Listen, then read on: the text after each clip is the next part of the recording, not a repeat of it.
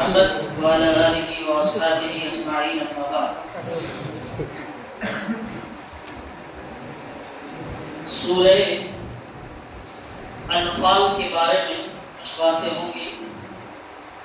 سورہ انفال یہ نفل کی جمع ہے جس کے معنی ہوتے ہیں زیادتی کے، بڑھوتری کے یا بچی ہوئی چیز کے.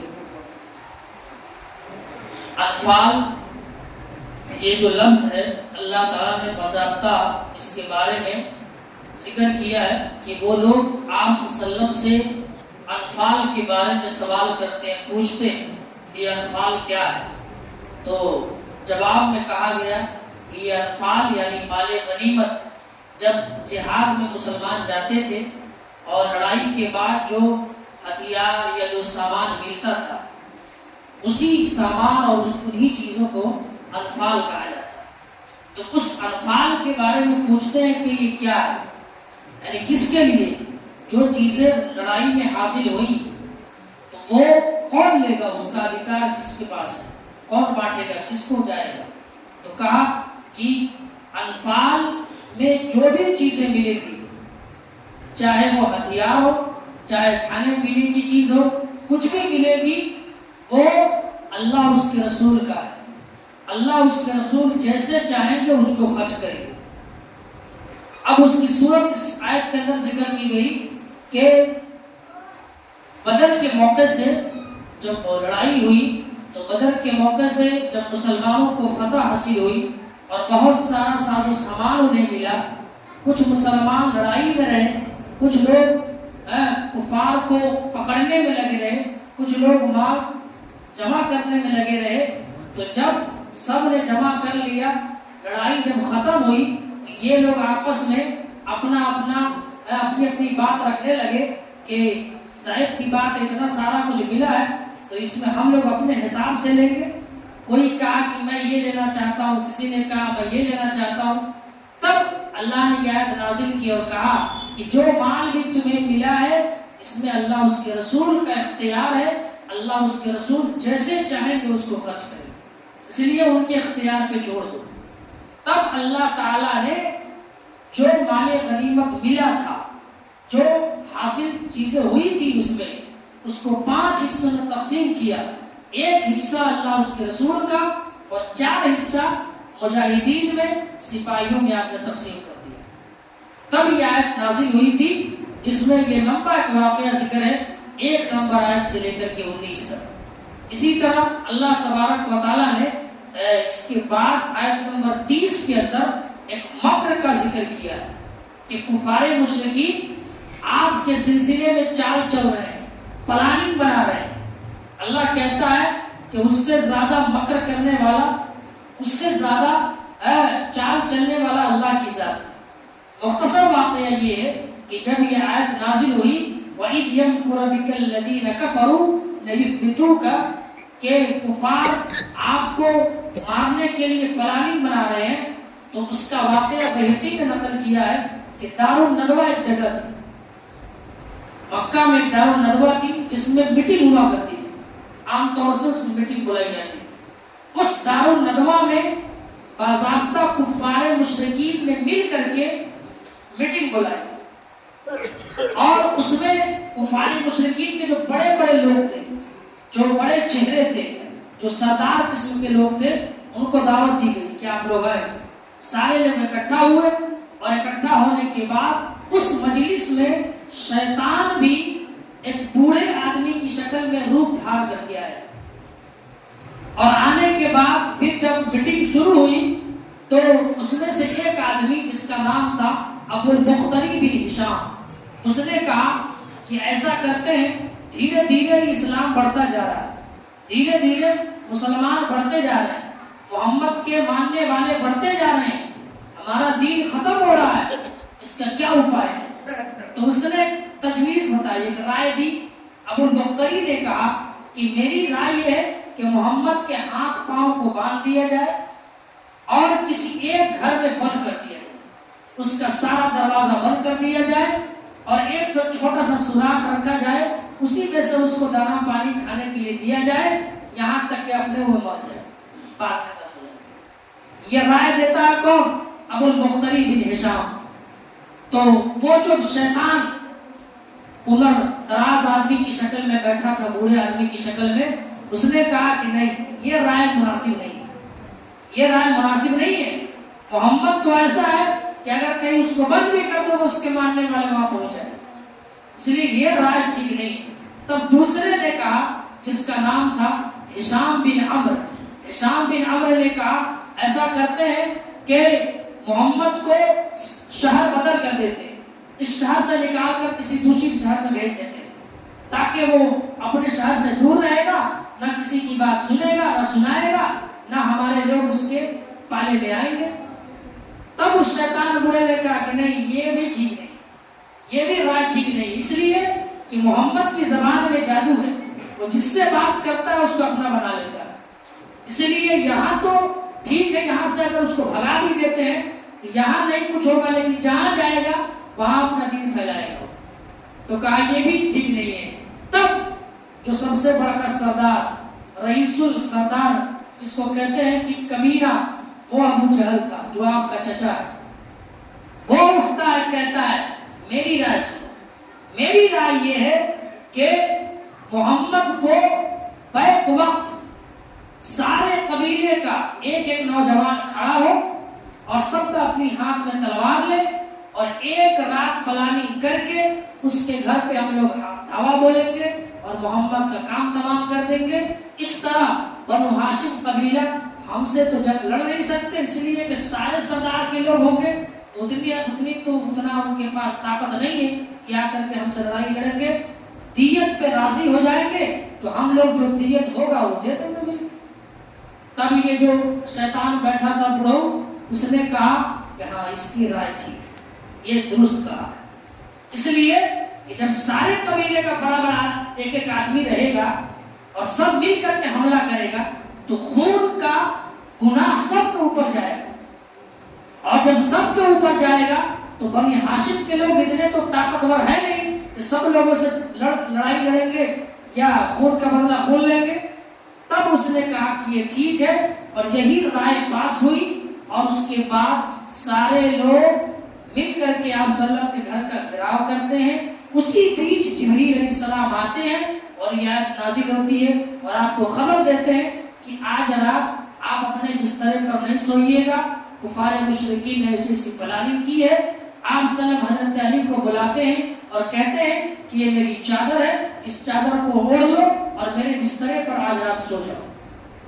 حضرت علی آتے ہیں اور آپ کا چادر لے کر کے سو جاتے ہیں. پھر اسی رات کی بات ہے، حدیث میں ہے کہ آپ صلی اللہ علیہ وسلم گھر سے نکلتے ہیں، کفار مشرکین کے سارے لوگ آپ کے گھر کو گھیرے ہوئے ہیں. آپ ایک مٹھی اٹھاتے ہیں مٹی اور سب کے سر پر ڈالتے ہوئے سورہ یاسین کی آیتیں پڑھتے ہوئے نکل جاتے ہیں اور اس کو کچھ بھی احساس نہیں اور بہت آسانی سے آپ چلے جاتے. تو یہ جو پورا واقعہ ہے اسی آیت کے پس منظر میں یہ واقعہ ذکر کیا گیا ہے کہ جب ان لوگوں نے آپ کو مارنے کی پلاننگ کی تو اللہ نے کہا اس سے زیادہ پلاننگ کرنے والا میں خود ہوں. پہلے ہی اللہ نے اپنے نبی کو بتا دیا کہ آپ کو مارنے کی پلاننگ ہو رہی ہے. تو اللہ تعالیٰ نے آپ صدر کو وہاں سے نکالا اور کہا کہ آپ یہاں چھوڑ کر کے آپ مدینہ چلے جائیں. اسی طرح اس میں اس سورہ کے اندر اللہ تعالیٰ نے دو طریقہ بتایا کہ عذاب سے محفوظ رہنے کا. عذاب سے محفوظ رہنے کے دو طریقے ہیں. ایک یہ ہے کہ نبی کی موجودگی، یعنی آپ صلی اللہ علیہ وسلم خود وہاں موجود تھے. جب بھی کوئی مشکل آتی تھی صحابہ جاتے تھے، دعا کراتے تھے، کہتے تھے اللہ سے دعا کر دیجئے اللہ تعالیٰ ہماری اس مصیبت کو ٹال. تو یہ عذاب سے محفوظ ہونے کا بہت بڑا ذریعہ تھا. دوسرا جو سبب ہے وہ ہے استغفار. بار بار اللہ سے توبہ کرنا، بار بار اللہ سے استغفار کرنا. اس استغفار کا سب سے بڑا فائدہ یہ ہے کہ انسان مصیبت سے، آزمائش سے محفوظ رہتا ہے. اگر آنے والی ہوتی بھی ہے تب بھی اس سے محفوظ ہو جاتا ہے. دعا جب آدمی کرتا ہے نا، کبھی کبھی مانگتا ہے تو اس کو لگتا ہے کہ ہمارا قبول نہیں، ایسا نہیں ہوتا ہے. اس کی شکل ہوتی ہے. کبھی کبھی ایسا ہوتا ہے کہ آپ کی دعا قبول کی جاتی ہے اور آپ کی اس دعا کی وجہ سے کوئی مصیبت ٹل جاتی ہے آپ کی جو آنے والی ہوتی ہے اور آپ کو اس کا احساس نہیں ہوتا. اور کبھی کبھی ڈائریکٹ اللہ قبول کرتا ہے، وہ چیزیں آپ کے سامنے نظر آتی ہیں۔ تو دعا کی کئی ایک شکلیں ہیں، اس میں سے ایک ہے استغفار۔ استغفار کے ذریعے ہمیں اللہ تعالیٰ سے معافی مانگنی چاہیے، اللہ تعالیٰ اس کے بدلے میں بہت ساری مشکلوں سے نجات دیتا ہے۔ تھوڑی سی بات جب آئی ہے انفال کی، مال غنیمت کی، تو مال غنیمت تو کہتے ہیں جو ملتا ہے لڑائی میں جب ہاتھ آتا ہے، چاہے جو کچھ بھی آئے، تو اس میں بھی اللہ اس کے رسول کا حصہ نکالا جاتا ہے۔ ایسے ہی ابھی جیسے موسم چل رہا ہے رمضان کا، تو عام طور سے لوگ زکوٰۃ نکالتے ہیں، صدقہ نکالتے ہیں۔ تو زکوٰۃ کے بارے میں بنیادی 2-3 باتیں بتا دوں۔ زکوٰۃ کے معنی ہوتے ہیں لغت میں پاکی کے اور بڑھوتری کے، یعنی جب نکالتے ہیں تو مال پاک ہو جاتا ہے، اسی طرح زکوٰۃ نکالنے سے مال بڑھتا ہے۔ اصطلاح میں جس کو ہم زکوٰۃ کہتے ہیں وہ ہے مال مخصوص کا مخصوص شرائط کے ساتھ کسی مستحق کے زکوٰۃ کو مالک بنا۔ آپ کے پاس اتنا مال ہے اور وہ بھی 1 سال تک ہے، اور 1 سال گزرنے کے بعد اگر وہ اتنا حصہ آپ کے پاس موجود ہے تب اس میں سے زکوٰۃ نکالیے، ورنہ اس میں زکوٰۃ نہیں ہے۔ اب جن چیزوں میں زکوٰۃ ہے اس میں 4 چیزیں بنیادی ہیں۔ ایک تو ہے سونا چاندی، دوسرا ہے زمین کی پیداوار، زمین جو فصل نکالتے ہیں، تیسرا ہے مال تجارت بزنس، اور چوتھا ہے جانور۔ سونا چاندی کا موٹا موٹی مسئلہ یہ ہے کہ سونا اگر آپ کے پاس 85 گرام سے 87 گرام، کہیں 85 گرام ہے کہیں 87 گرام، اگر اتنا سونا آپ کے پاس ہے، جس کو ہم دوسرے لفظ میں کہتے ہیں 7.5 تولہ، 7.5 تولہ سونا اگر آپ کے پاس ہے، چاہے وہ استعمال میں ہے چاہے استعمال میں نہیں ہے، اتنا آپ کے پاس ہے، تو اس میں 2.5% زکوٰۃ نکالیں۔ اور 2.5% نکالنے کے لیے سب سے آسان طریقہ ہے کہ اس کا آپ پہلے وزن کیجئے، اور وزن کر کے اس کا پہلے آج کے ریٹ کے حساب سے ریٹ نکالیے۔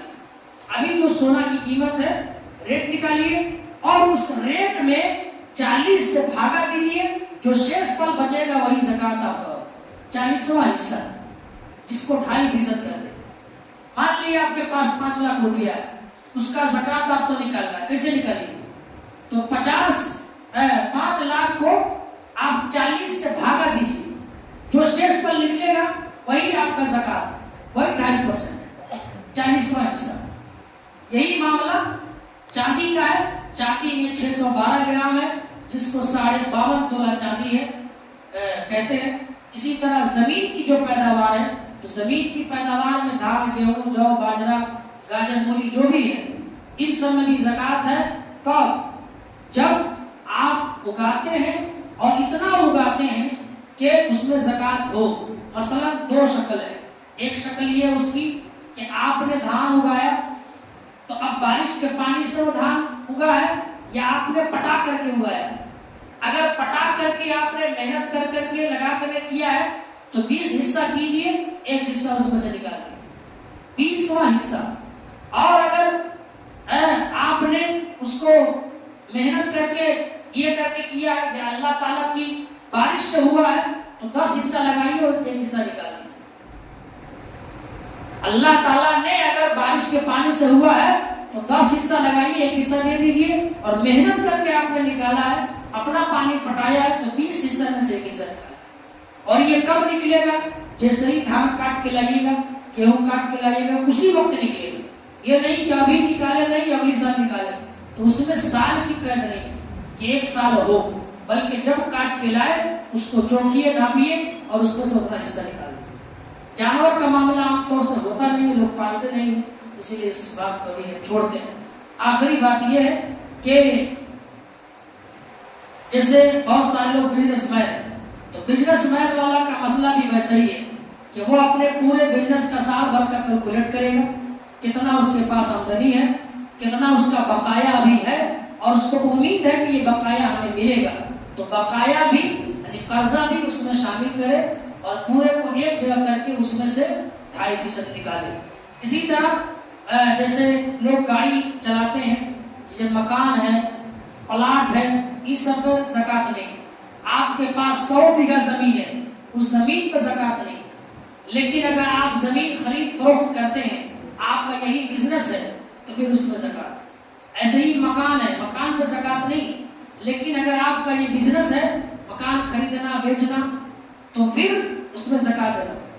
ایسے ہی گاڑی آپ چلاتے ہیں، چلواتے ہیں، 50-60 گاڑی آپ کی چلتی ہے اور اس میں کرایہ وصول کرتے ہیں، اگر وہ کرایہ سال بھر اتنا پہنچتا ہے، نصاب کو پہنچتا ہے تو دینا ہوگا، نہیں تو گاڑی پہ، پرسنل گاڑی پہ کوئی زکات نہیں ہے۔ ویسے اگر آپ نکالنا چاہیں تو صدقہ کے طور پہ نکال سکتے ہیں۔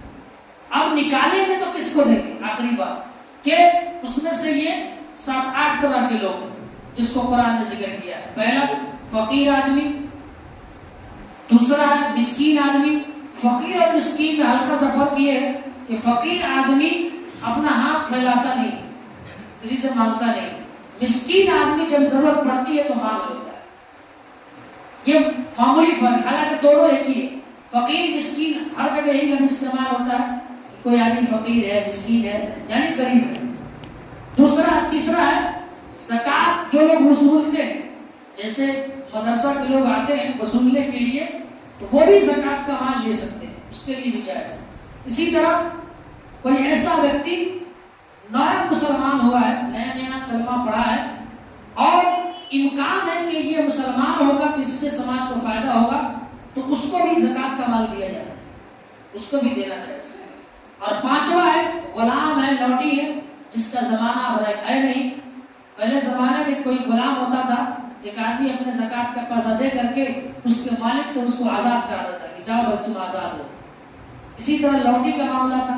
اسی طرح قرضدار کوئی آدمی ہے، اور قرضدار بھی ایسا ہے جو جائز طریقے سے خرچ کرتا ہے، اپنے بال بچوں میں خرچ کیا، کھلانے پلانے میں قرضہ ہو گیا، یا کوئی جائز کام کرنے میں قرضہ ہو گیا، تو آپ اپنے زکات کی رقم دے کر کے اس کا قرضہ چکا سکتے ہیں، ایسا دینا چاہیے۔ اسی طرح اللہ کی راہ میں، اب اللہ کی راہ میں بہت ساری چیزیں ہیں، جیسے جہاد کے لیے کوئی جا رہا ہے، لڑائی میں جا رہا ہے تو زکات کا پیسہ وہاں دے سکتے ہیں۔ مدارس ہے، مدارس میں غریب بچے پڑھتے ہیں تو وہاں دے سکتے ہیں۔ اسی طرح جمعیت ہے، چھوٹے چھوٹے جو ٹرسٹ ہوتے ہیں، ٹرسٹ بہت سارا آج کل چل رہا ہے، اگر آپ کو لگتا ہے کہ ٹرسٹ ایسا کوئی کام کر رہا ہے رفاہی کام تو آپ اس میں دے سکتے ہیں، کسی غریب کو دے سکتے ہیں۔ مسجد تعمیر ہو رہی ہے اور وہ مسجد جہاں پہ لوگ شکتی نہیں رکھتے اپنے خود سے بنانے کی، وہاں پہ زکات کا رقم آپ دے سکتے ہیں۔ یا کوئی سماجک کام ہے، سماجک کوئی بھی کام ہے تو اس سماجک کام میں زکات کے پیسے کو دے سکتے ہیں۔ یہ آخری ہے مسافر آدمی۔ اب مسافر میں 2 طرح کا ہے، آپ کہیں سفر کر رہے ہیں، اچانک آپ کا بٹوا بھلا گیا، چرا لیا، تب کیا کیجیے گا؟ آپ کے پاس سب کچھ ہے لیکن اس وقت آپ غریب ہو گئے، اگر کوئی زکات کا پیسہ دیتا ہے تو آپ کے لیے جائز ہے، جبکہ ایسے میں آپ کے لیے جائز نہیں تھا، لیکن مجبوری ہے کہ آپ کا پیسہ چوری ہو گیا یا کچھ ہو گیا، تو ایسی صورت میں زکات کا پیسہ وہ لے سکتا ہے، اور اگر غریب ہو یا مالدار ہو اس سے کوئی فرق نہیں پڑتا۔ تو یہ زکات کے بارے میں یہ بنیادی باتیں جو ان باتوں کا خیال رکھنا چاہیے اور اسی حساب سے زکات دینی چاہیے۔ اللہ تبارک و تعالیٰ سے دعا ہے اللہ ہم سب کو کہنے سننے سے زیادہ عمل کی توفیق عطا فرمائے۔